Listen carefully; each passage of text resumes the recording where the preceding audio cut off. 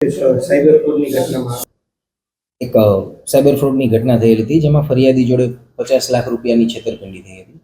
આ ફરિયાદ બાબતે આપણે 95 નંબરની એફઆઈઆર નોંધેલી છે, જેમાં બીએનએસ 318(4), 319(2), 61(2) તથા આઈટી એક્ટની 66(d) હેઠળ ગુનો નોંધેલો છે. હવે આ ફરિયાદની ઘટના એવી છે કે આમાં ફરિયાદીને સામેવાળા આરોપીઓ દ્વારા ઓસ્ટ્રેલિયાની એક હોસ્પિટલ, રોયલ એડિલેડ હોસ્પિટલના કર્મચારી તરીકેની ઓળખ આપી અને તે વ્યક્તિને ત્યાં ઓસ્ટ્રેલિયાનો વિઝા કરાવી આપશે તથા ત્યાંની હોસ્પિટલમાં નોકરી અપાવશે, એ રીતેના વચન આપી અને એ વ્યક્તિ જોડે છેતરપિંડી કરવામાં આવેલી હતી અને એની પાસેથી કુલ 50 લાખ જેટલી રકમની છેતરપિંડી, 50,75,000 જેટલી રકમની છેતરપિંડી થયેલી હતી.